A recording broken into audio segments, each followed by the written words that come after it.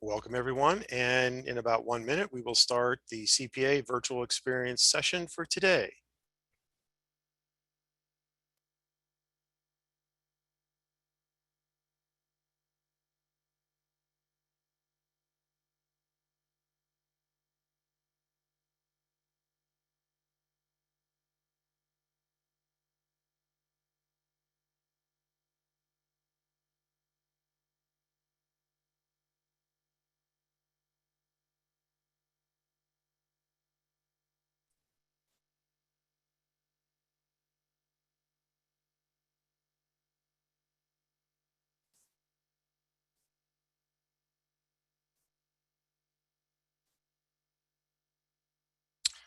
Well, good afternoon everyone. Welcome to the CPA virtual experience. Today, the CPA, the Association for Contract Packagers and Manufacturers, is pleased to present a panel discussion titled A Look at the Growth Strategies in a Post-COVID World. Today's exciting session will provide three unique perspectives on what the future may hold for new product development, sustainability initiatives, and in the mergers acquisition arenas. Our panelists today be Tom Blage, a well-known SME for mergers and acquisitions in packaging. Deborah Ginsberg is looking at how new products will be developed in the future. And Jim Curzan will update us on sustainability efforts they report and monitor as PMG Media Group. I am Ron Pubek, Executive Director of the Contract Packing Association. I will be your moderator, excuse me. Next slide. Thank you. Just a short overview and a plug for CPA. We've been promoting the growth and welfare of our members through industry exposure networking since 1992. CPA members are comprised of the nation's leading contract packagers and manufacturers who perform all types of manufacturing packaging functions for brands, CPGs, entrepreneurs, startups. The Contract Packaging Association serves as connection point of the industry through continuing education, market knowledge, and customer relationships. One of our key components of our mission is education. Today's session is an ongoing commitment to inform the industry on innovation as well as to stimulate the audience. This year, CPA has launched a new Innova program. It's a run for 6 months. This is the last session in that 6-month program. And each month we took a look at a different topic and subject. If you have joined us for all 6 sessions, we really appreciate that. If you didn't, you can actually go back and view any of the sessions online at your leisure. More information is available on our website. We also want to expressly thank our session sponsor, PMMI. To learn more about upcoming Pack Expo Las Vegas show and other offerings, you can access them at the CPA website or at pmmi.org. Now, a few housekeeping items. All attendees are on mute.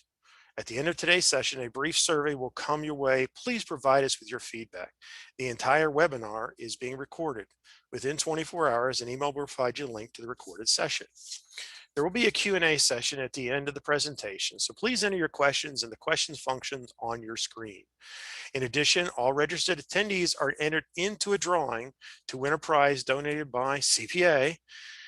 Marco Palma of CPA will reach out to the winner within a few days. So let's get started. Today's topic, a look at growth strategies in a post-COVID world, will be delivered by an esteemed panel. I'm sure you will find informative and interesting. Full bios are on our website. Each presenter will offer a short presentation, and then we will go into an honest audience-generated Q&A. So let me begin by introducing Deborah Ginsberg. She is a 25-year veteran of the CPG industry, having developed award-winning brands for H-E-B, Old USA, Smart and Final, Wegmans, and the New England regional powerhouse Market Basket, as well as Stag Chili, Libby's, Wellgate Products, Orville Rodenbecker, Dahlin Products. She is a recognized leader and mentor in the private label community, having sat on the board of PLMA and the Women's Impact Store Brands Network, WISE. So let's get started. Deborah, can you please lead us off? Hi, Ron. Thanks so much for having me today. I am excited to talk about how, after this crazy out year that we've had, we are going to focus on how do we build back better, and how do we do that using value-added and strategic partnership mindsets. So, where are we today? You all, if you could move to the next slide. Thank you. So where are we today? You know all of what you see on the screen here. The pandemic has just rocked our world. And I feel like I have to talk through some of these issues, though, just to kind of set the stage for how we're going to move forward. So, you know, everybody talks about the fact that we're moving into this new normal, but we're not moving into anything that's normal. Everything is very, very not normal and very strange. And we have to think about how we are going to bring products to market and be innovative in a very, very different way.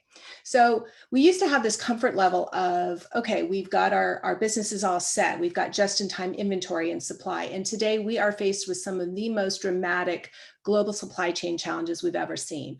Prices are through the roof on raw materials. We've got boats lined up in the harbors waiting to be unloaded. Costs of containers have risen from like $2,500 a container to $18,000, I'm told. Just outrageous challenges that we have. We can't get components, we can't get materials. So the way we used to run our business and the comfort level that we used to have is just not there. We also, prior to COVID, saw huge variety and huge SKU proliferation in the stores. And today, everyone's really just focused on how do I get it down to the bare necessities? How do I make my production lines the most efficient they can be? How do I source packaging cost effectively? And how do I get the materials in when I need them? And it's affected how innovative we can be. In fact, it's halted innovation in a way that we've never seen. Over the last year and a half, it's been the status quo. How do we just keep stuff on the shelf? And we're moving out of that. So we have to start to think about how we're going to address innovation and new products moving forward. We are facing one of the tightest labor shortages that we've ever seen globally across all industries. So baby boomers, as they start to retire, as they start to leave and exit the workforce, are taking a lot of knowledge with them. And the Gen Xers, my generation that's following, is about half the size of the boomer generation. So there's already a shortage of people kind of moving into those positions. But now we're looking at, are people willing to come back to work? Do they have the technical expertise? Do they have the open-mindedness to look at new automations and new technologies to make supply chains and production lines even more efficient than before? We have to focus on sustainability, and Jim's going to talk about this next. But sustainability, we used to have time to think, okay, let's figure out how we're going to create new packages, how we're going to create new structures that are sustainable, but we don't have that time anymore. So the sustainability is top of mind. It is a price of entry. It is a requirement, and the consumer expects it, and they are savvy and discriminating more so than ever before. And it doesn't matter if you're talking about your consumer from a business to business relationship or your consumer from a business to consumer relationship. So if we go to the next slide, we want to look at the fact that the challenges that we face today are real. We've seen a contraction in the economy. We've seen a contraction in the middle class. We've also seen a contraction in middle retail. So we've seen this explosion in dollar stores and value. We've seen an explosion in specialty, in people moving to online only retail environments versus brick and mortar. The way people shop online or through e-commerce has grown exponentially. And just the way consumers shop is very, very different. And whether you're producing a product or marketing a product, we have to pay attention to that because it's changed dramatically. So the reality is that, we have to change the way we bring products to market. And we have to look at our networks and our relationships. And we have to plan more than we ever have before. So if you go to the next slide, how are we going to do that? It's all about relationships. It's all about collaboration. And we have to understand that it's time to move from a transaction-only environment and business structure to one of strategic partnerships, and from a silo function to more collaborative networks. So let me tell you, I want to share a case study with you, something that happened to me. If you could go to the next slide, please. I want to share what happened to me over COVID with a client. So I had a client of mine and a major retailer during COVID. They were getting ready to launch a product. And I want to talk about how the strategic partnerships that I've developed over the last 25 years of my career were so indispensable and made it possible for me to help support the launch of these products and help them move forward during some of the toughest times during the pandemic. So, and I share this to you because I learned so much from it, and it shed so much light on the challenges that we were up against and how we were going to get through future challenges and what I wanted to build as I continue to help clients and retailers bring products to market. So Susie's is a grain-free baked goods company. And in January, they had this great opportunity to launch a line of shelf-stable cookies and frozen breads and bagels at Whole Foods nationally. And everything was going great. You know, January came around, we started looking at design, we started looking at packaging structure, and we started to gather up all those packaging specs for the intimate packaging, for the case packs, for the pallet configurations, everything that we needed to provide Whole Foods in order to get it into their system so that we could bring that product to market. So March comes along and the design is complete and we're about to put those prototypes together. And what happens in March? COVID hits and everything stops. And guess what? We can't get packaging. We can't get prototypes. We have the designs, but we can't get the prototypes made. We can't find the substrates to print them on. We can't find the people to go into the offices to produce them. We can't get the right colors.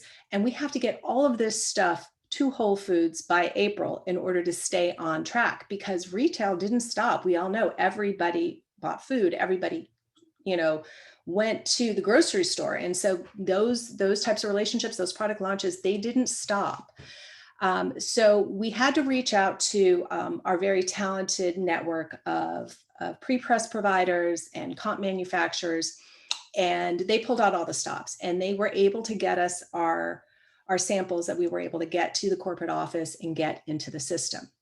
So that was great. But what happens in April? Now we've got to print packaging and we've got to get all of these units produced and to the co-packer in April and May so that they can be on shelf in July. But there's no more press time. All the presses are shut down because all the major CPGs have come in and taken over the press time. We can't find film, we can't find cardboard, we can't find roll stock, we can't find line time for converters and finishers. And it was because of these strategic networks and the print sourcing partners that we had that we were able to call on every favor, every relationship that we had and pull a team together. And we had to think out of the box. We pulled poly from one printer and moved it to another. We finished printing at one and then took it to another finisher because there wasn't time to finish it on site at that particular printer. We ended up speaking and working with the freight lines. A lot of the trailer trucks were diverted to handle medical supplies, even some of them from the frozen standpoint were being used as makeshift morgues. I mean, it was just unreal as to what was happening. Everyone pulled together. And the nice thing was that the client as well had a really great relationship with the co-packer, the co-manufacturer out in Atlanta. So here we're producing all this stuff in Chicago and the co-packer is out in Atlanta. But because of that relationship that she had built and that team had built with the co-manufacturer, they were able to accommodate as well. They were able to shift some production times and take different amounts of packaging. And we didn't ask for everything. We had to give a little bit as well. We met their minimums. We printed a year's worth of packaging. And then we worked with them to figure out where to store that packaging. So we had it shipped all out to Atlanta and found warehousing space across the street from the co-packer so that they could pull on it at a moment's notice. All of this allowed them to have a successful launch. Everything went well. They are distributed nationally. And we really could never, if I was in a transactional environment only, if I didn't have that string of relationships that had been built, we never, ever would have been able to get this done.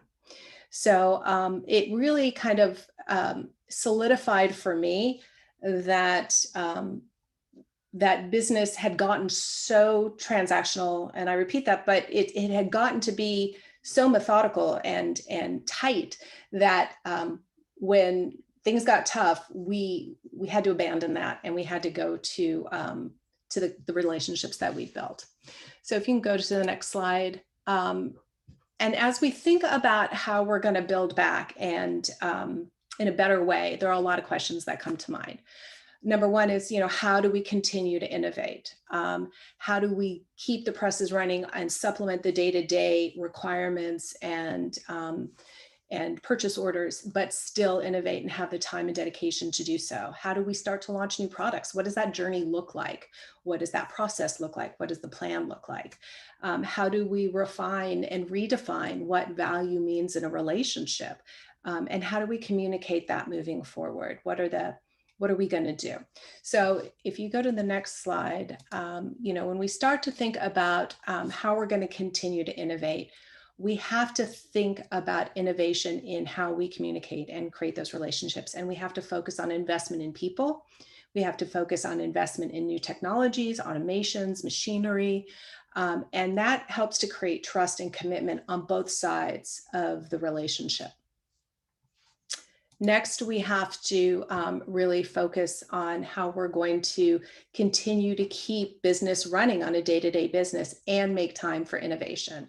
So, pulling together diverse teams of people from all functional areas of the business, having them work to continue to talk about bringing those new products to market and building plans around that will help keep that going, because you have to keep the business running and keep the innovation going at the same time. When we start to look at launching new products, there has to be a plan, there has to be a strategy. I was working with a company in Milwaukee over the pandemic as well, and we had this fabulous marketing plan. Everything was ready for launch, but it turned out he was making this product in a commercial kitchen and he didn't have a co-packer. And the marketing plan had him scaling so dramatically. And I said, okay, time out. We have to stop, because you need to develop a relationship with a co-packer. If you can't produce a product consistently, if you can't maintain a shelf life, if we can't find packaging that we can afford so that we can produce a product at a price that we can make a profit at and give it to a retailer environment where they can make a profit at it, we have nothing to sell. Even if the marketing plan is the best marketing plan in the world, it doesn't matter. So those relationships, the value that the co-man and co-pack community bring to the table, especially for startup business, especially for new product development and innovation, is critical. We're still working with the co-packer that we've partnered with. We're on the 5th round of formulation trials and stuff, and the commitment is clear and the relationship is building, and it's even stronger than before. So it's that we had a plan though, and we had metrics, and we had a timeline, and we did our research, but that's just the way bringing a product to market is these days. So how do we redefine what value means in a relationship? Value is about the people. It's about the expertise and the talent that people bring to the table. It's not just about profit. It's not just about dollars and cents. And we found in COVID that our bubble was so incredibly important. There are these groups of people that you trust, that you can rely on, that can rely on you. And the value of those relationships to me just became even more valuable than ever before. And as we look at communication, technology has been our friend over the last year and a half. And the way we work, the comfort level of working remotely is much higher than ever before. I took my first business trip about a month ago, and I forgot how amazing it was to be in the room with people. And I love technology, and I'm happy to be here on Zoom, but I'd so much rather be in the room with you and in person discussing this. And you can't just have technology and just have face-to-face. There's a nice balance that has to happen. So we need to go beyond just text and email. We need to create share groups and committees and mind shares, and realize that we don't need to be stingy with the information that we provide, with our time, with the expertise. Don't be stingy with your expertise. Sharing is really, really important. It helps to create those relationships. It creates value for everyone, and it shows that you respect the value they're bringing to the table as well. So a couple takeaways, the challenges of COVID, they're just not over. We just have to approach product development, new product launches and innovation very differently. And it's going to take a little time to adjust to the new world that we live in. We want to look at building innovation at all levels of the process of bringing products to market. The planning stage, the road mapping, making sure that you have all of the people that need to be at the table at the beginning of the conversation. It's very hard to step in the middle of it. And that those relationships and those lines of communication are more important than ever. So thank you very much. Thank you, Deborah. I appreciate that. Great presentation. Now let's jump into our next presenter, which is Jim Trezan. He's the Vice President of Content and Brand Development for PMMI Media Group.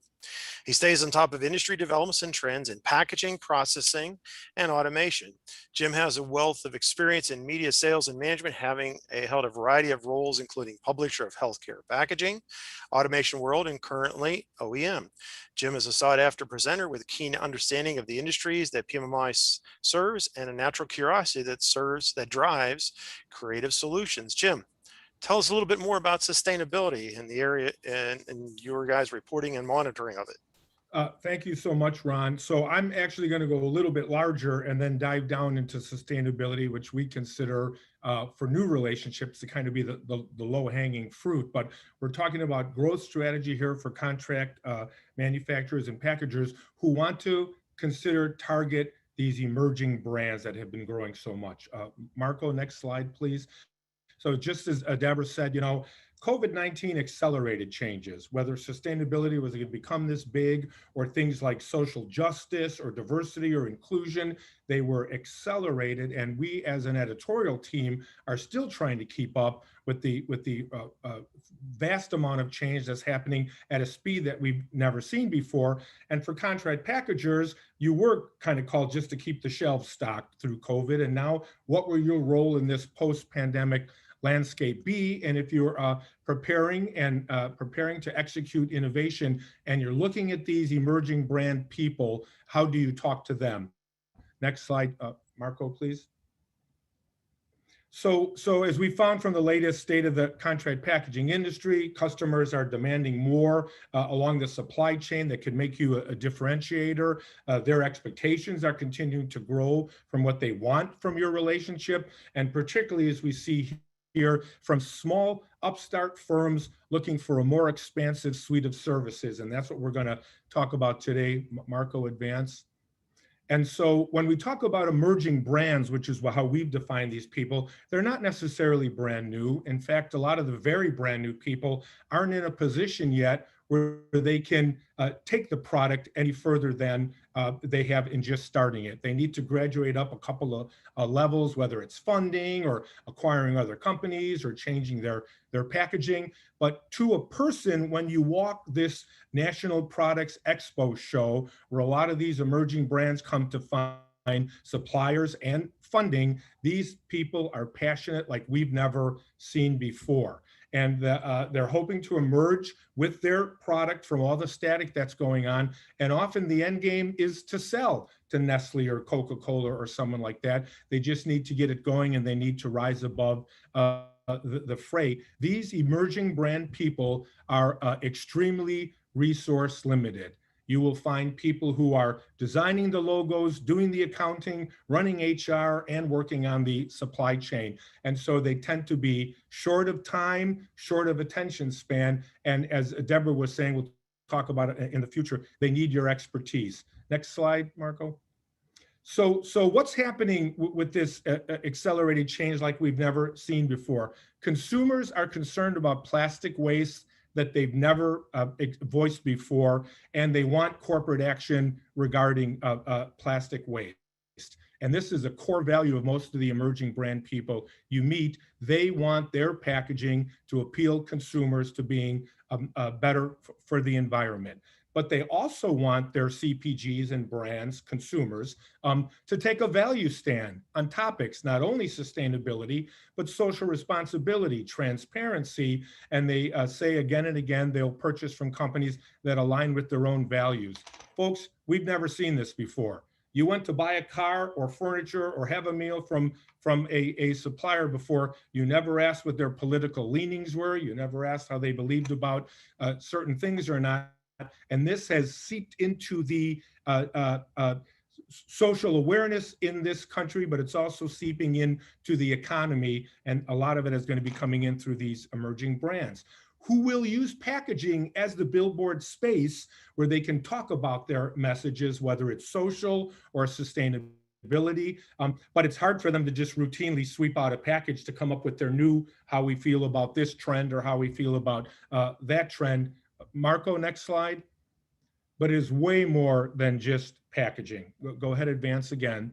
And as we've seen time and time again, what new brands are looking for Co-Man Co-Pack is production, packaging, material sourcing, logistics, shelf space, e-commerce fulfillment. We interviewed Candace Crane from Petal Botanicals, and she formed relationships with Co-Man and Co-Pack, who actually became partners in her business because they also believed what she was trying to achieve. And so when they needed to expand into more states or expand into more retail shelf space, or even expand online and e-commerce, she had the partners to do it. Very deep partnerships. We saw this very same thing when cannabis folks started coming to Pack Expo. They have expertise in lighting and hydroponics and security. They had no idea how flour or liquid got into a package, and very often took the most expedient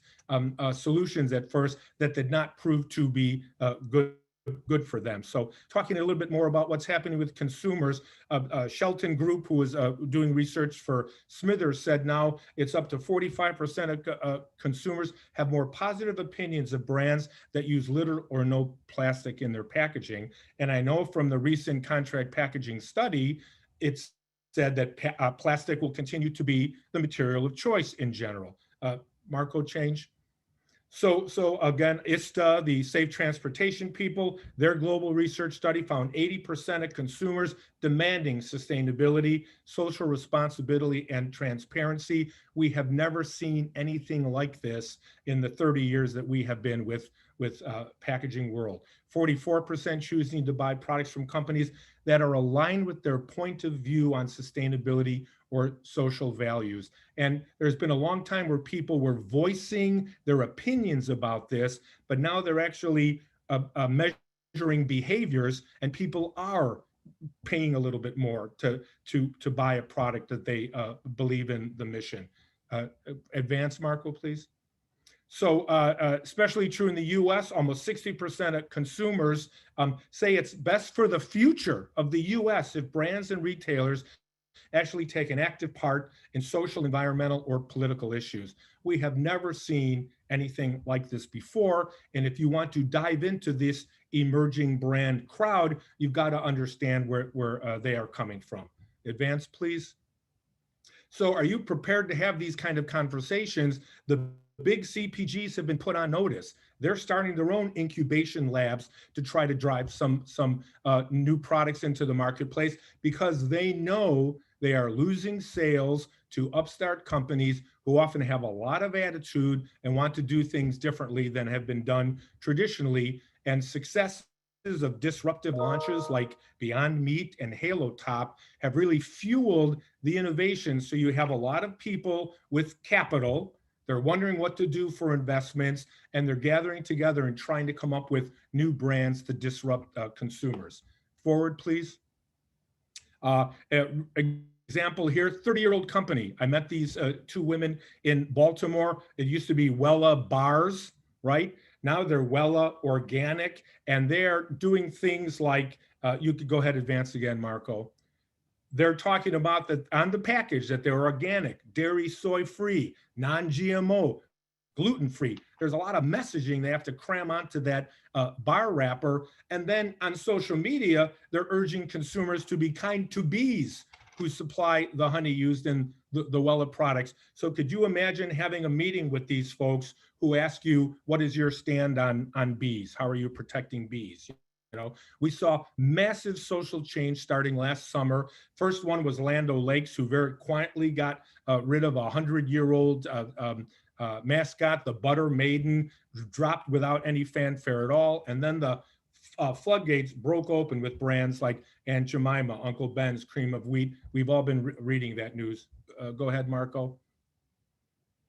So here's ConAgra. I mean, they come out and say that, we find it heartbreaking and unacceptable that racism and racial injustice exist around the world, and they're baking that into the company that they are. And these are the larger, stayed, slower moving, food and beverage corporations. So just imagine what you're going to be encountering with folks who are trying to create a new brand. Go ahead, Ron. Marco. So here's a package we just talked about. We've never seen anything like this. This is Degree. They're doing an inclusion pack for people with upper limb disabilities. They've got a magnetic top that's super expensive, but it's how you don't have to twist anything on. There's a hanger on it to hang in the shower. And then there's a bigger application ball designed and launched specifically to target a very small part of the population, but that shows that the company is concentrated on inclusion. Go ahead, Marco. When you travel around this National Products Expo, you run into companies with huge attitudes. One of them was Death Wish Coffee. It's not going to appeal to everybody. They were all wearing t-shirts that said, "I've quit drinking coffee for good. I now drink it for evil." I can't even imagine what kind of conversation they would want to have with you about doing their co-man and co-pack. But these are the type of people you will meet. Go ahead, Marco. The internet, great leveling playing field, of course. E-commerce fulfillment helped all these emerging brands as they could not get into retail stores to offer free samples or whatnot. But what are we doing about e-commerce fulfillment? What can you talk to them that it isn't going to be all a hand labor game? Are we automating? Are we looking at the new gripper technologies? Are we talking about buddying up with a digital printer so they could start talking about shorter runs and things like subscription boxes that are becoming so important for e-commerce? It isn't just filling something and getting it out the door anymore. It's a conversation about what do they want to achieve as a brand and how you can help them. They're asking for supply chain partner transparency. Don't just tell me it goes on a truck. What's the carbon footprint of that company and where is it stored? And what is their diversity plan as a co-man co-pack? What's your diversity plan? How many women do you have in management? What's the ethnic makeup of your employees? It's conversations we've never had before that these folks are starting to have. Next slide, Marco. So you're going to have to choose, whether you want to go after these folks, but clearly sustainability is the lowest hanging fruit and the biggest conversation. And so what we're suggesting is, bone up and become fluent. Hire an in-house expert who will go through all of our editor Anne-Marie Mohan's stories and fully understand what reuse, reduce, recycle means. Where is composting or energy recovery? When somebody comes to you with a package idea, you should be able to say, I don't think this will work. The bamboo caps are great, but I haven't found a steady supply of these yet. You've got to have an educated conversation with them. Next slide. Same thing with all the different material choices. We're seeing a lot about aluminum now taking the place of plastic. They're going to be seeing it in the news too. They're going to ask you why you're only doing plastic bottles or flexible pouches. What is the conversation around what they believe they want to have versus what's realistic to launch as a new product? Go ahead, next slide. As Carl Melville, who I think is on the call, said himself recently, greenwashing is not going to cut it with these folks. And we'll go through, you get this presentation later about the different sins that people have been doing with their labels or their claims. Next slide. So the whole point is take a look at, these are all the things you can get caught out by greenwashing that they're going to start asking you about, because the people who are going to come for meetings with you are going to be very well educated, particularly about what they hope to achieve. Next slide. So this was a very interesting fact, just came out last week, and I use it as an example. 70% of the American public is fine with same-sex marriage, up from 27% back in the late 90s. And so the point being is that when you're watching television or you're on the internet and there's a commercial with a same-sex couple buying a car or a couch or going to the grocery store, that's not happening by accident. And that isn't even somebody trying to put their own social cause to the forefront. they've identified that they'd rather go after the 70% of the pie than the 30% of the pie. And what you determine is social justice, environmental awareness, sustainability are all good for business. And so if you're looking to change the direction of your business, these are the kind of conversations you want to have. Next slide. I think we're getting right toward the end. But one social stand doesn't mean everything if you don't cover all your bases. We had a great cannabis supplier in Seattle. They were beautiful on the internet. We give a certain percent to dogs. You know, we support pet shelters, whatever. And what you saw on their social media site is your green joint tubes are polluting all over Seattle. Every parking lot I walk through, I see your garbage that you've created, you know? So they tried really hard to be socially aware and tap into everybody's love of their dog or cat, but they failed because their packaging was looked at not being good for the environment. So you can choose to opt out strategically and not go after these kind of companies. That's up to you to do. But if you do opt in, be prepared to engage in conversations you've never expected to engage in before, and to offer visibility and transparency into your own organization like you've never had before. But you can't fake it. As Carl said, the lip service, the greenwashing is not going to cut it in the future. I think that's it. There you go. How did I do for time? Spot on. Yeah, you did great, Jim. Dude. Thank you very much. And you were Appreciate so it. worried, Rob. No problem. Those 400 slides you rolled through were really fast. All right, let's move right along. And I'd like to introduce Tom Blaish as the Chairman and Chief Executive Officer of Blaish & Company. Tom established Blaish & Company, an international investment banking firm dedicated exclusively to the plastics, packaging, and chemicals industries. His over 30 years of transaction experience and has completed over 100 transactions, has visited over 200 plastics, packaging, and chemical operations all parts of the world. Blaish & Company's proprietary research department tracks and analyzes over 500 industry M&A transactions annually on a worldwide basis. So Tom, please help us learn a little bit more about this really fast-paced and very active industry in our segment. Sure. Thank you very much, Ron. Thank you, Marco, Deborah, Jim. Great introductions, and I think they've set the stage for to wrap things up here. The bottom line really is people are looking for growth. In 2021, things are accelerating. The M&A market is very active right now, and we're seeing unprecedented levels of deals. And what it really comes back to, again, is as Deborah and Jim had discussed, is really growth. How do you achieve growth? How do you accomplish growth organically, and how do you accomplish growth inorganically, which would mean through mergers and acquisitions. So we started looking at this about 20 years ago. We started to track, who's buying who, and what are the trends in packaging, where around the world are things happening. And so we completed a study which not only shows the data in terms of activity, but I think more importantly shows the trends in terms of strategic shifts and landscape shifts in the industry as a result of this pursuit of growth and changes to the supply chain. So Marco, if we can shift forward to slide number 4, that would be great.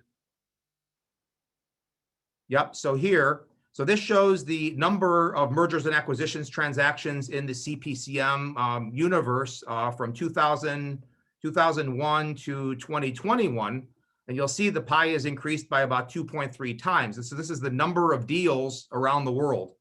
And so you'll see a mean there of 448 deals a year. And right now we're above that, about 500 to 550 in 2020 and 2021. So the trend is definitely increasing. And again, what's catalyzing this and driving this is the pursuit of growth. And we'll get into more details surrounding that. Marco, next slide.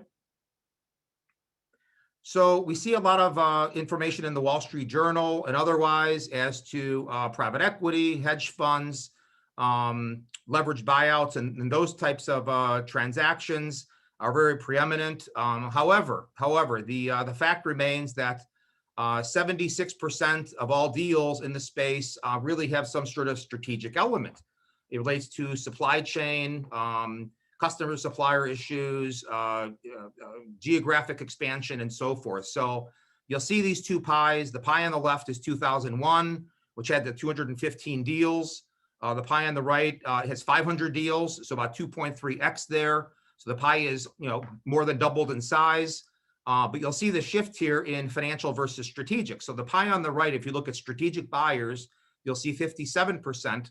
Then you see financial add-on 19%.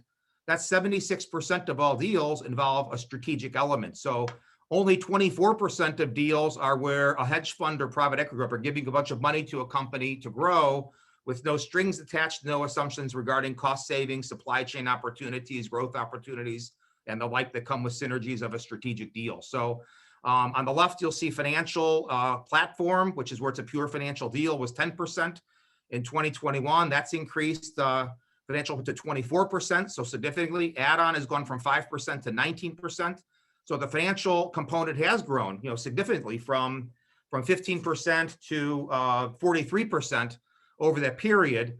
But the really most interesting takeaway from this slide is the assumption that financial private equity groups are doing most of the are catalyzing most of the activity is not true, and we'll see why on the next slide. So let's move forward here.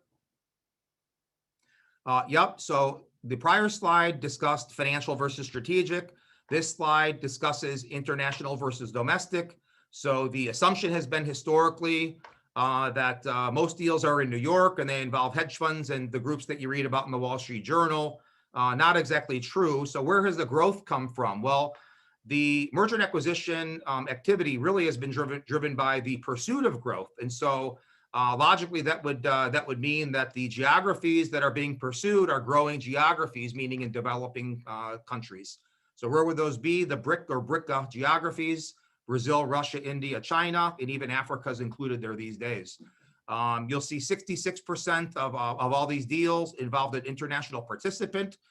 So the trend is outside of the U.S., meaning that the U.S. has always been active, but the growth outside of the U.S. is much greater than the growth with U.S.-only transactions. So if you look at the two pies, you see 2001 U.S.-only deals, means U.S. buyer, U.S. seller, was 32%, and that's gone up to 34%. So there is growth there, and as we discussed, the pie has increased by 2.3x. So there is domestic growth in M&A.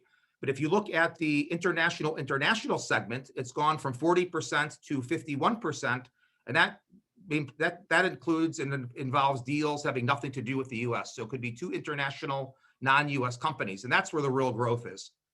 Next slide. So I think one thing that's been covered, and I think that Jim was talking about, entrepreneurial companies, getting a startup and trying to create a brand and then potentially selling in the marketplace. Very true. And I think, Ron would support the fact that most contract packaging, contract manufacturing companies are small cap and mid cap companies. I think that Carl Melville in his study supports this as well. But what we found in looking at the universe is really 73% of the companies in the universe have sales of 50 million and under, and 84% have sales of 100 million and under. So what does that mean? What that means is that if you get to 100 million, you're really in the 84th percentile. So they're only 16% of the universe, which is above you. So that's a pretty darn strong position. So where we used to think, gee, you get to the $1 billion club and get to $1 billion of sales and be sustainable and strong and be able to weather the storm, 100 million is a very laudable target now for CPCM companies. And what's happening here is we're seeing tremendous consolidation amongst the large cap companies where there is a lot of capital, and access to capital is really key because you've got publicly traded companies who have access to capital, private equity owned businesses which have access to capital, and you have global divisions which have access to capital through their international parents. So those companies have access to capital, and the M&A activity has been much greater amongst large cap companies than it has been among mid cap and small cap. And that's where this divide and gulf has created a problem, where most of the M&A activity is occurring amongst large cap, and the small and mid cap are getting squeezed because the supply chain is becoming more important, and vertical integration is one trend. So there's a margin and market share squeeze on small and mid cap players. And that's really where the merger and acquisition strategy comes into play, that you really need to look at how do you survive and thrive in a consolidating industry where the largest players are becoming bigger and bigger, in the same size pond, and you're in the same size fish. So what do? You go to the Contract Packaging Association and you find another mid-cap contract packaging company, and 1 + 1 = 3. Now, with the tremendously independent U.S. entrepreneur, standing strong, independent, is cooperation the mode which we typically follow? No, it's fierce independence. So things will need to evolve, where I would say that cooperation and cultivation of relationships amongst companies within industry groups is what we're going to see as the wave of the future. Next slide, Marco. So this shows the summary. This is the most important slide in the presentation here. So we looked at the top 50 converters and processors in 5 or 6 or 7 different categories. This gives a sample of those. And again, Carl and Ron's study, State of Industry Report, has a whole section on this. So we won't give all the background, but you'll see this in the State of Industry Report that most of the members here on the call are in possession of. But what we did is we looked at the top 50 players in each universe, and there are hundreds of players in each universe. We looked at the top 50 players and said, okay, so where are they now? It's like high school. Okay, so 2001, you had ranking 1 through 50. And where are those 50 players today? And what we found on average is 76% of those top 50 players have merged or sold in the past 20 years. And you'll see the slices here. So you'll see in 2010 that those top 50, almost 60% had been consolidated at that point in time. 5 years later, it went to 68% on average. And 5 years later, then again, 2020, you got 76%. So we're closing in on 80%. Meaning 40 of those 50 companies had merged or sold in that top 50 group. So 40 had merged or sold, or 10 are still what we would call survivors or independent. Well, this started at 0 in 2001. So, tremendous consolidation amongst the top 50 players, which is what we're talking about. And I would say if you look at the bars on the right, you'll see those 5 bars. And those 5 bars, I think would be most interestingly viewed as the consistency of this data. So you'll see injection molders, with rigid packaging. Same thing with blow molders, flexible with film and sheet and labels. Then again back to rigid with thermoforming. But the data is so eerily consistent across every segment that we see this as verification of a very significant trend that small and mid cap converters need to be aware of. Next slide, Marco, please. So everybody asks about multiples and what companies are trading for. So this is a chart from PitchBook, and this is private equity buyout purchase price multiples, because most deals it's not disclosed. So these are generally larger deals. So these are disclosed multiples. So these would be a couple $100 million, $100 to $500 million transactions, and it says a mean multiple is 11.1 over the period. We're seeing that we're above that mean level for 5 years now. And 6 years now in tracking, and it's continuing. However, for small and mid-cap companies, you need to take a size discount there, and it could be in the 6 to 9 range for a small and mid-cap company. So you need to talk with us. And in the State of the Industry Report, we've got a tremendous amount of data on transaction multiples on comparable transactions in the space, and I think that would be a good reference source for anybody who wants to get into more detail on multiples and how they're applied and what the criteria are to apply valuation multiples to businesses in this space. Long and short of it, the multiples are peaking now, and the M&A activity is peaking now.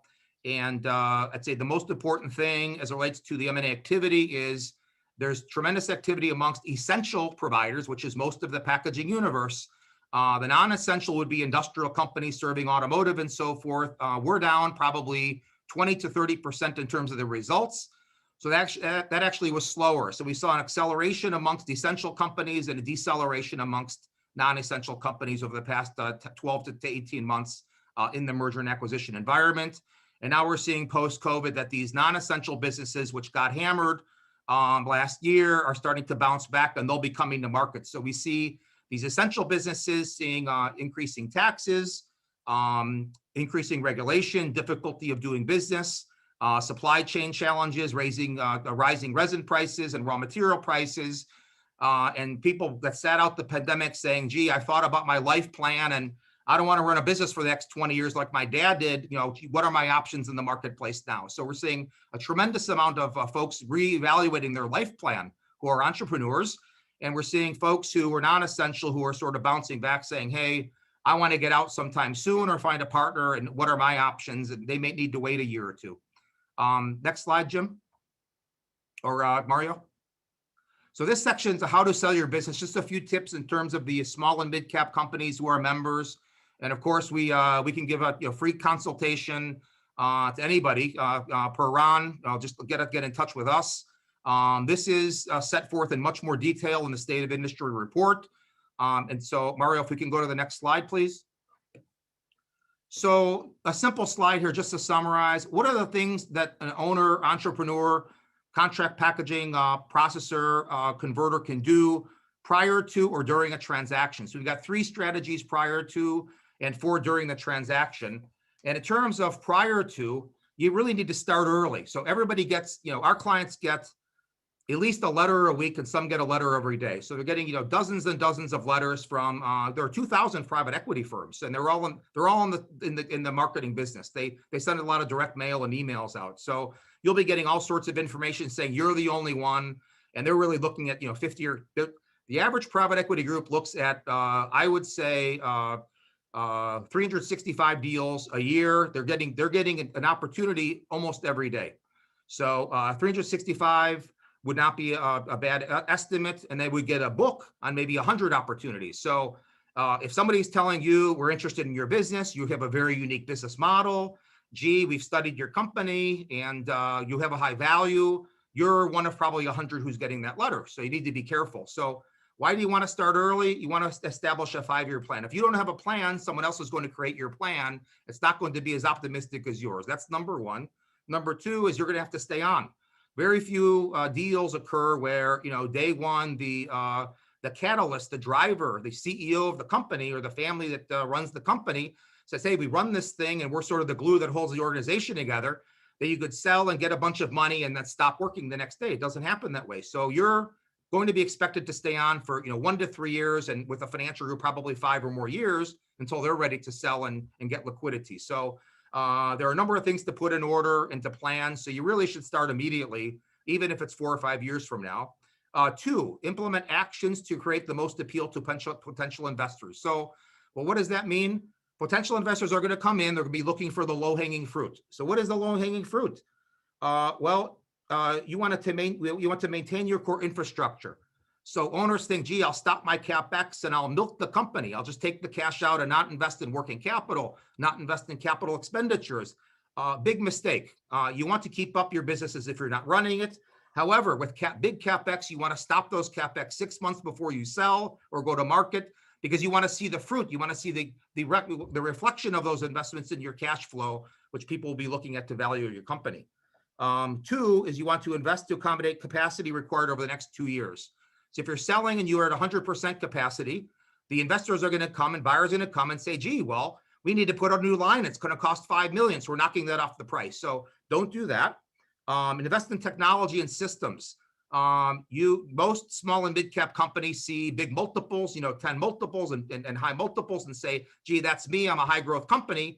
But if you don't have audited financials and you can't identify 4 or 5 metrics, as Deborah was talking about metrics, you can't identify 4 or 5 metrics which show why you outperform your competition in your peer group, you're not going to get that value. So you want to have technology equal to or better than your competition, including the big companies. ERP systems, audited financials, and metrics are really the key there. Clearly define your CPCM niche and your competitive position in that niche. So you're a leader. It just depends how you define that leadership position in that universe that you lead in. So you want to take time to identify your leadership position and make it very clear and strong, and be able to scream it from the rooftops so people know who you are and where you are, what your strengths are. You want to minimize customer and supplier concentrations. Those are appeared as weaknesses. And when you do have that, you want to have documentation in place. You want to have customer contracts and supplier contracts, especially in the rising resin price market now, and raw materials, paper, resin, everything's going up. So if you don't have pass-throughs and contracts with your customers and suppliers, it'll be perceived as a weakness. So those are just a few points in terms of capturing or implementing those actions. Capturing value typically realized by CPC on buyers. Again, what is that? So what are they looking for? Again, this is more low-hanging fruit. So aggressively manage working capital. If you have a lot of excess working capital there, someone's going to come in, they're going to reduce your inventory. They're going to collect your receivables faster and say, hey, we saved $1 million in working capital. That's money in our pocket. They just took $1 million off the purchase price you could have had. So that's a B is real estate. A lot of entrepreneurs and owners own the real estate. And in many cases, especially on the West Coast, it reflects, because of real estate values, it reflects a substantial portion of the business. Financial groups are not interested in real estate. I can tell you that Resource Label Group has done 19 or 20 deals now, add-ons, and 0 have they acquired the real estate. So if you have a real estate investment and you're renting to the company, or the company owns the real estate, it might be carved out. One thing to consider is, who is my tenant going to be? How leveraged will it be? And am I going to be getting rent as a landlord? Because in many cases, you will not get paid for your real estate.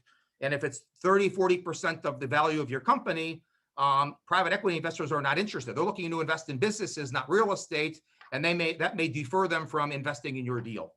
I guess the other thing is, if they're a Midwestern company, they're used to paying rent that a Midwestern company would pay. They're going to go to California and say, we'll pay you half rent because that's what we're used to paying, and it's happened before. So you got to be very careful on owner-owned real estate, which is a mouthful. Unload marginal operations. What does that mean? If you got marginal product lines, operations, and an investor or buyer may say, hey, we're shutting it down, we're pruning, we're removing it, we're going to sell it off. You should do that. Make it look better. Pay down debt. So if you have debt, a lot of debt, the debt, it's almost like a house or a car. Whatever debt you have is going to come off the top of the value. So there's some ways that you could be paying down debt to have a more modest balance sheet. That's always advantageous, because it really does increase your net proceeds. And then finally, future acquisitions. So, are you expected to be the one to do the acquisitions post-closing? No, you're not. But the buyer will come and say, gee, this is what we do. This is the value we bring.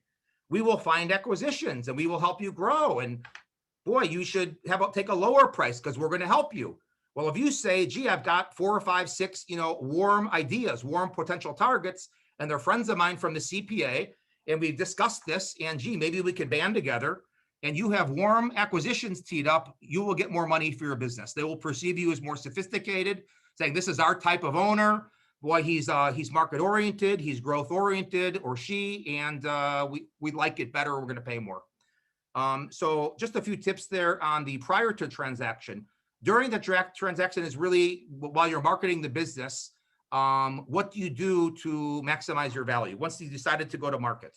So number one is establish and stick to a strict marketing strategy. So really what that is, again, you're going to get all sorts of preemptive deals and special deals. Somebody saying, gee, let's do a quiet deal on the side here. Nobody will know. It's the worst thing you could do, because once you get down the line, the 11th hour with that, quiet, great deal, and they say, gee, well, we like the company at 50 million, but we love it at 40, and we'll pay 42. You have no options because you haven't built a safety net. You don't have options for yourself. What we propose to do is in number 2, create a great competition or competitive process, which is highly orchestrated. So what do? You want a collective process. You want to see, gee, what is this private equity all about? So you want some people who would be a private equity platform investor. You might want some people who have a private equity add-on where you'd be bolted on to their portfolio platform company. You might want a strategic group from the US, or domestic strategic, mid-sized company. You might want a couple of global, international. Why? Because as we discussed before, people pay for adjacencies. Competitors and private equity typically don't pay the highest price. Usually where there's an adjacency, somebody has the desire to get in. So whether that's a product mix, a new product, a new customer importance, or a new geography coming across the pond, those things will generally have much more impact on value than others. So we want to create an eclectic group of opportunities. So you have 3, 4, or 5 offers to look at, and they're from different types of buyers. So if you don't want to stay on and the financial group says, hey, we want you to stay on and double your business in the next 5 years, that may not be something you want to do. So you might want to look at a strategic where you can exit more quickly. Effective positioning is critical, which is point number 3. And you want to document. You want to have a document which presents your company in a forward-looking fashion, not be based upon past history. Basing your value upon past history is going to depreciate your value. Establishing your value based upon future potential is going to maximize your value. So we have an example like this, which is a client, a long-term client of ours is Constantia, and we helped them with one of their packaging units, and this process worked very well. Finally, in point number 4 is do not establish an asking price. Why is that? Well, it sets a ceiling. And if you ask 9 out of 10 bankers and investment bankers and private equity folks, they'll tell you that value is based upon EBITDA. Well, it's not. Because if a company has no EBITDA, does it mean it's less value or zero value or negative value? No, it doesn't. So there's something called franchise value. What's the franchise value? It's the value of everything you've created over the past decades that you've built your business. So we like to focus on franchise value. You don't know what franchise value is going to be, but typically it will exceed financial value. So we like to focus on franchise value, and we don't have an asking price. We like to understand what others are looking for and what they're willing to pay. And then we will entertain those and respond. So hopefully it gives a few tips in terms of how to approach the markets. Again, there's more information in the material, in the State of Industry report that will cover this. And you're welcome to contact us through Ron or directly, and we look forward to that. Then in terms of conclusion, Mario, next slides. Yep, one more. Thank you. So just to summarize, so we talked about starting early. Having a succession plan in place is really important, because when you find out they want you to stay for 3-4 years, it's very difficult when you think you run the process, takes 6 months, and you have to stay for another 3, 4, 5 years. So try to have a succession plan in place. You may want to take, if someone's title is general manager, before you start the process, maybe you make their title COO, so people look at them in an elevated fashion. 2 is funding may be required to double or triple down to stay competitive. So yeah, I mean, if you need to buy new presses and so forth, and you need to basically bet the farm to stay competitive, you may want to think twice of finding some private equity or other people's money to grow your business. And on a risk-adjusted basis, that may be the way to go, because at least you're protecting your nest egg.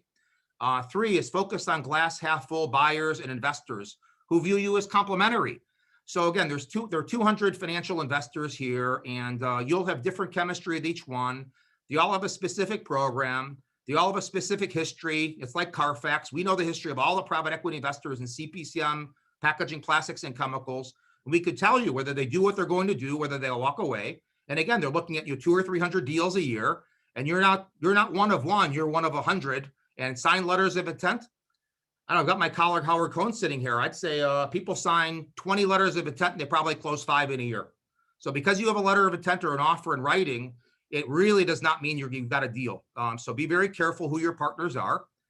Pursue niche leadership business model, probably one of the most important things here, because you want to have that elevator speech and that really very succinct, clear message that you're going to be sending out of what your leadership position is. Integration trends may affect margins and growth. So there is a trend toward vertical integration, the supply trend, where companies are producing both the substrate and converting that substrate as well. And maybe they're also working with co-packing and food content. So these are all vertical integration trends, and it could affect your margins and your plan to grow and be successful. So you really need to look at the integration trends. You see how they're going to affect your business in the future. And again, as I said before, with the number of buyers, you really want to create options. What we do is we will find companies all over the world and create options for you. And you decide who fits best. So you get 5 or 6 offers from 3 or 4 different types of investors and buyers. You'll find the one that fits best for you. Price may not be the number one criteria. Most times it is. Usually it starts where it's not, but then it becomes by the end. But price, chemistry, fit, perpetuating your legacy, protecting the employee base are very important, sometimes more so than price. So keep that in mind. And again, please keep in touch with any questions. Thank you.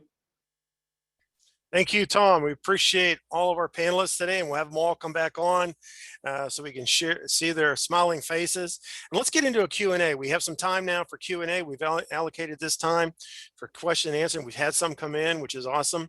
Let's start off. Deborah, we're going to come back to you. Can you give guidance on how to form or how to create these strategic partnerships you were talking about? You've done it over 25 years. Are there shortcuts? Are there best of practice tips? Are there something that people can grab onto to help them in this area? Yeah, I would say that frankness and honesty are probably the most important things. So I have found that in building relationships with vendors or partners or manufacturers or co-packers that I've never worked with before, I spend a lot of time trying to get to know them and their business. I hope that they have interest in getting to know my client and what we hope to bring to market, as well as my area of expertise. And we have a very frank discussion as far as what works best for their business, how to work best with their company, how to communicate most efficiently with their team, and to put a roadmap together. I have found that in building strategic relationships, building an honest roadmap and having everybody at the table and being accountable up front for that plan really sets the tone moving forward in the relationship. Okay, great. Jim, I think this is directed at you because it comes from your comment. I think you made a comment, which was kind of interesting. The plastic is still a preferred packaging material. If that's still the case and it's preferred packaging material, how do you reconcile the negative impression of plastics overall in, let's say, our new market, especially in people with sustainability and wanting better for you and things like that? How do you reconcile that? I think one of the best conversations I ever had was with a friend of mine at Annie's Organics, and he was talking about consumers weighing in on the packaging, and his explanation was it might be a lot of packaging to you, but if we compromised on that and the product never arrived, you're now looking at shortages, or in the case of bottled water in disasters, starvation or worse. When you lose the product, you lose the growing, the harvesting, the watering, the process, you lose everything. So I think one of the things is to have a better conversation either on your package or attached to your package to get onto the internet and explain why you've made the choices you've made. And if the US had handled plastics recycling in a better way, we'd have a better shot at being in this closed loop economy that Europe so strongly is trying to achieve. It's not happening here right now, but you at least have to inform people about what the choices are, why you've made them, and why it could be worse if you hadn't gone that way, whether it's single layer now, mono, easier to recycle, or made from post-consumer content, whatever the conversation is, know your material, why you chose it, and where it stands against everything else. Does that help, Ron? Yep, I think it does. Thank you. And Tom, back to you now. What are some of the best strategies for small or mid-sized companies to succeed in this consolidating market? Yep. Well, thank you. I think we've covered some of those, but I think, again, start early, define your niche, have a succession plan. And I think I would say that the metrics and sophistication that are expected of larger companies are now expected of smaller companies. Why is that? Because the banking market is consolidated. Because for every bank that you have now, there were 100 banks, 20 years ago. So the banks now are very selective. They got, big companies where they get audited financials and this and that. So they want that same level of detail and sophistication from small borrowers as well. So to appear sophisticated and have systems and metrics, I think is really important and an increasingly important requirement for small and mid-cap companies. I'm going to stay with you just for a second because there's a statistic that Carl and I put out there on a recent presentation about the state of the industry report, that 51% of the industry is still privately held, and the average age of the owner is 56. What does that say to you? What is that message, or what is that scenario in your mind? What do you see? Yeah, it says to me that it's a younger, fragmented marketplace versus, I think if you looked at injection molding alone, you'd probably find owners that are in their 70s and a lot of privately owned. But I think it's a younger group. So I know it's a higher growth, more entrepreneurial, younger. And what it would say to me in terms of mergers and acquisitions, there are more options. So if you're 56 and you want to do some sort of a two-step transaction, right? Recap, find an investor, build it up with some bolt-ons, and then do it again. You could do it twice. So we have a lot that have done it twice to build up their company. So what it says to me is they've got options more than just a retirement sale, which is really the place you want to be. They could look at multiple options, something where they cash in, or something where they partially cash in and they have a second bite at the apple. So it's a great place to be for those entrepreneurs. Okay. Now this is a question kind of for all of you, to throw it out there because it's an impact. I think some of you have touched on it a little bit, but it impacts every one of these areas you've talked about. Today we have severe labor shortages. We have labor impacts. We have, a lot of things going on in the labor market. Now, whether that's short term now or longer term, how do you guys see that playing out and impacting, let's say, the areas you're working in, where new product development, sustainability, or M&A, are those advantages, disadvantages, things like that? So provide commentary, if you will, about this labor market and the impacts. Well, I can jump in. So I think that the labor shortage is, it is coming up strongly, like I spoke about. Employee engagement and how we actually, COVID forced everyone to adopt a remote working environment and change the way organizations rewarded, interacted, and engaged with their employees. We now have a very different mindset there. So you're dealing with employee engagement, HR onboarding issues, as well as skills, technical skills, up-leveling and upskilling certain employees within a production environment. I think that the value in understanding what employees want within the culture of an organization is going to be most critical. Really defining that culture and having that culture clearly communicated to the current employees, and also communicated to employees that you're out recruiting for. Okay, great. Jim or Tom, any comments? I will say that, we continue to arrive at the same conclusion that automation is going to be our way out of the labor shortage. And then they run into a catch-22 where the more sophisticated worker required to operate the automation isn't hireable either, So it becomes a real problem. But as what Deborah's saying, what you're offering to employees. We had a recent discussion internally about maternity and paternity leave. And one of the people on the call came out of kind of plants and factories and said, well, there's nothing like that as liberal offered to the people I ever worked with.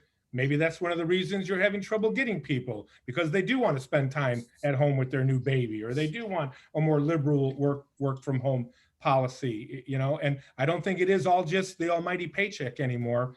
COVID has forced everybody to take a look at their partners and their commitments, and they want to reclaim some sort of new approach at life, which isn't a bad thing. And I think that we've also done a horrible job with high school buses driving past industrial parks, and those students have no clue what's going on inside those buildings, none whatsoever. That we have to change too. Tom, any comment? Sure. On the merger and acquisition side, we've had a tremendous amount of activity in the past year or two on the West Coast, particularly in the state of California.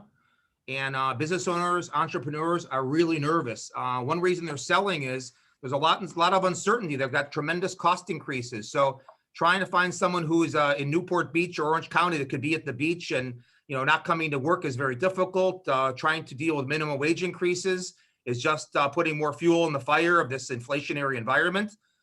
So again, for contract packaging companies who don't have contracts with their customers and suppliers, it makes it more difficult to pass those on. And I'd say the other thing for this particular industry is there's a lot of contract labor. So that could be advantageous. Some of our clients say contract labor, and that, it reduces the number of questions asked about immigration and so forth, and managing that workforce. And so where we thought, gee, there could be issues and nervousness about contract labor forces, we have multiple clients that they use temporary labor services, and they've got whole crews of contract laborers working in their plants, filling pouches and all sorts of things. And it seems to be a good solution for them. And I think that's very common in this industry. So that may be one strategy to combat some of the concerns about labor. Great, great. Deb? I'll Right. add one other thing. Jim, you mentioned a lot about social impact and values and beliefs within organizations, connecting with clients and people bringing products to market. That resonates with the employees as well. They want to know they're coming to work with a company that shares their values, that shares their beliefs and balances their lifestyle. And so, again, I go back to company culture, and you see this a lot in entrepreneurial companies and emerging brands that really put their culture, their beliefs, and everything out front, even on the face of their packaging, in their brand names, on their websites. And a lot of companies, it's an uncomfortable place to be. And I think we have to become more comfortable with that if we're going to attract and retain people of the younger generations. Deborah, back to you. I got a question here. What would you define as the top 2 to 3 attributes of what you would define as a good co-man partner? Can you give guidance? What are the key aspects you might look at somebody? I think the best attribute is a couple of them. Commitment, willing to partner and ask for partnership back from the company they're working with as well. I've seen a lot of organizations work with some really great co-packers and co-manufacturers, and then they get to a certain level and they leave. And that is not how you establish a great relationship moving forward. So when you can set the boundaries and set expectations and grow together, that is the beginning of a great relationship. I also think that the co-man, the co-pack community has so much expertise and so many lessons learned that if they're willing to share it and sit down with some of these companies that are trying to bring products to market, that a lot of questions could be answered earlier on. And so I think that there tends to be a little skepticism, or people are a little bit more protective of what they want to share early on. And, as I said earlier, don't be stingy. I mean, sharing information is how you build trust, and it's how you keep the lines of communication open. So I think that we all have so much to learn from the co-man and co-pack community, what they've seen work. And we want to know that, especially as we start to bring products to market. And that's the same. They have so much to offer big CPGs as well as startup companies. So I don't think it's limited to one or the other. Great. All right, here's one I'm going to throw up to the group. And from our report, we know the industry is growing over the last 5 years, compound annual growth rate 10.2%, which is phenomenal. Consequently, why venture capitalists coming in, M&A activity, and everything else is happening. But we saw massive growth during COVID. We saw these spikes. We saw everything. Do you all, as a panel, think this will continue, or will it slow down a bit? What is your thoughts or your feeling about this industry in general? Deborah, you want to start?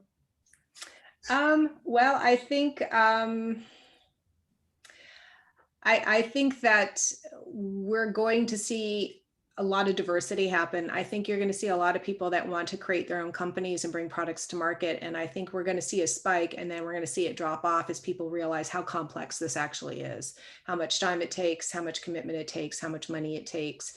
And so I do expect it to spike. I do think that at the end of the day, people are going to start being a lot more selective about what they buy, where they purchase it, and who they purchase from. So though we've seen great rises in private label and some of the other value outlets, you're going to see people making different choices, and it's going to be harder to anticipate where the customer is going to shop, what their buying habits are going to be. And it changes the game of how we bring products to market, which goes back to a company that owns their position, owns it strongly and authentically, is what's going to ultimately resonate. So I think the most authentic companies with the strongest value proposition, best quality, a lot of social impact are going to end up being more successful. But I do think we're going to see a spike, and then I think it's going to plateau out, because it's hard. It's really, really hard to bring a product to market. That's fascinating, Deborah. When I started in this job 30 years ago, I was told that everything was going to go to 80-ounce warehouse club packages, and it went the exact opposite way to 100-calorie little bags, and I was told that you'd never see cereal in a bag and box again. It's one of the few products remaining in bag and box. So it's an incredibly difficult industry to talk about because it's so mercurial. And right now, even with experts saying, oh, post-COVID, people's behaviors will stay the same, they'll stay home. I'm telling you, they're out on the expressway today. They're at the Cubs game. They're going to concerts, so some of these behaviors are going back. Will they still shop online? It's possible. They're no longer going to be ordering toys, games, and hobbies for their kids who were stuck at home for a year. So I don't think anybody can predict where it's going to go, but I think you're right. There's going to be an influx of all these people wanting to change their lives and do something meaningful until they find out oh, you mean that's so much more expensive, or how can we possibly afford that? And then what will the merger and acquisition landscape be like? It's really interesting right now. We will reach out to a large CPG to talk to them, and they will say, you cannot talk to us, we're not sharing right now. But you talk to one of their little satellite startups with the attitude and the authenticity, they're allowed to talk to us as editors because they want to get that social sustainability message in place. So it's a real fascinating time right now. But Ron, it's $1 billion question and no idea. Yeah. Yeah. Ron, real quick. So on the M&A side, we saw the bump really a year ago. So we saw like May, June, July last summer, especially we had a client that did towel and tissue overwraps and things like that related to paper towels and tissue. So we saw huge bumps last summer. I think by the end of the year, it sort of smoothed out and the bump was flowed through the system. But now we're seeing a 2020 bump followed by 2021 inflation.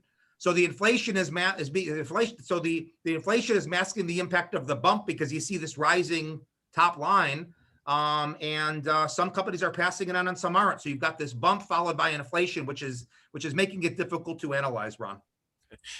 In your chart, and this is back for you, Tom, here in your charts about your M&A activity through the years, you first quarter 2021, how do you compare 2020 and 2021 in your estimation? What do you think is going to happen? Is we talking flattening out in your M&A segment, or is it, where do you think it's going to fall at the end of 2021? Good question. So we think overall for the year, it's going to be up about 10% this year. However, in the first quarter last year was good. The second quarter is when things really died down last year, as you remember, right? Everyone started to stay home and things like that. So you see each quarter is a little bit different from last year. So Q1 is going to be similar, but Q2 and 3 will be much higher this year. And then Q4 will be higher, as well. So Q1 will be on par. Q2, so last year, Q1 was strong. Q2, 3 were weak, and Q4 was pretty good. And this year it keeps growing. So on an apples basis, you're going to see the biggest differential in Q2 from last year to this year. Right. Jim, this goes back to you. You talked about these innovation labs or incubation labs. They're coming out of CPGs. I know there's a lot of this incubation process out there, not just at CPGs or whatever. Do you see this as complementary to co-man and co-packs or competitive? That's a good question. I don't know which route they will take eventually. And I know that through COVID, a lot of those struggling incubating brands were canceled. I think Adwala was one of the ones that was Coca-Cola bought, then got rid of because it just didn't support the core philosophy of making it through COVID. So not sure what the answer is as far as co-man, co-pack, but having a large CPG, we're probably recess strained anyway, try to get something off the ground while they were counting on CPA members to just get the shelves filled. I think they'll now be counting on them to help through this innovation, at least we hope. Okay. Jim, here's the classic question coming through on sustainability. Over these past years, anytime we talk sustainability, increased cost for packaging or packaging components, you showed us examples there that didn't matter. Do you think now the consumer is saying, I will pay for sustainability? Have we hit that tipping point yet, or is it still, that's I won't what pay? we're seeing, Ron. Yeah, and it's hard to understand because we've been talking about it forever, but we are seeing so many changes now. For instance, in the personal care category, the big companies dropping plastic to go to aluminum, or some of these people who are hooking up with loop to make a reusable package, and it becomes who they are. So I don't think plastic will ever go away. We got to do a better job of collecting it, and it's very frightening in Europe. It's the supplier responsibility to get that package back. It's frustrating to me when you see a global disaster, and what is help on the way? It's a truck filled with bottled water, right? And you think, oh my gosh, those people would have died. And 3 months later, there's 1 million empty bottles floating offshore there. Well, the bottled water company didn't put them there. It was the consumers and their use. But it's a very, very murky argument, and it's very difficult to arrive at what's better or best. What we found for years, people were paralyzed by the analysis. They did nothing because they thought, well, we'll never be as sustainable as anybody would want us to be. And so in everything we talk about is, this is an effort. They did something. It's not 100% pure, but it's better than doing nothing. And then you start adding that up with how you treat your truck fleet or how you treat your employees or, whatever else. It sums into something that means something rather than just we're getting rid of every plastic possible, because as I said, what packaging has done for the planet and for safety of food and freshness of food is remarkable. And I think years ago, I think it was Sainsbury in UK, they had a no packaging day, and people were walking around the supermarket with, their hands full of things like, what can I put this in? Sorry, no packaging day. And they wanted to show the people that it's not as easy as you think. Not everything can go into a plastic bag or a cardboard box. So education. Yeah, Ron, I think that from a marketing perspective, we're going to have to start to think outside the box. When you start to look at your cost and your P&L bringing a product to market, you have things like slotting fees in there, you have distribution fees, you have line items that if we can get rid of those, lower them, or control them in a different way, then you can reallocate that money to more sustainable efforts. And then if you can communicate that properly through an omni-channel market perspective, through the social proof, through the social media, in your websites and stuff, and at the store levels, people will start to pay for that trade-off. So I don't think it's one or the other. I think it is a matter of levering up the priorities of the organization and the priority of the outlet that's selling it. So I think there's a lot more options out there than people are willing to look at. You just have to you have to look for them, and you have to think outside the box. Right. Tom, from a value standpoint in the and I'd say from an M&A standpoint, it's one of those factors where we're talking about, bigger companies with more resources can do more, and small and mid-sized companies don't have the resources always, and they've got to be very creative how they pursue that. So again, it's one of the differentiators, having access to capital and the critical mass that we're talking about in terms of this consolidation trend, where the large cap are consolidating and, getting more capital and resources and squeezing the small and mid-sized companies. You've got to be clever and creative, like our members. So. Right. And our editor, Anne Marie Mohan for Contract Packaging, just wrote an article, I think it was about Advil, and coming out with 20% less plastic in their package. It took them 7 years with Dow and Milliken to come up with that. And then they also kind of played the amount of plastic used in the cap. They've got to tell people about that, because you're going to pick up a plastic bottle and you're going to say they're still in rigid plastics, but it's 20% less, and it will contribute, but it's a very difficult story to tell. Right. There's a lot out there. Well, listen, I want to thank all three of you for this really fun presentation. It was one of the best. And I'd like to thank everybody who's on the line, who have stayed with us. And we want to thank our session sponsor, PMI. And I want to put the plug out there right now for the CPA annual event next March at the Hilton Clearwater Beach, Florida, which is open to anyone. It'll be held March 1st through the 3rd. The agenda is already shaping up to one of the best. Stay tuned for more details. And we are reshaping the event. We'll have a new brand name. We'll have a new concept at the event. So if you've attended a meeting in the past, it won't be the same old meeting. We look forward to it. On behalf of CPA, I want to thank for everybody who's attended any one of our sessions in these 6 sessions, and thank again our presenters for being here. Have a great day. Everybody enjoy themselves. Take care. Bye-bye, everybody. Take care. Bye-bye.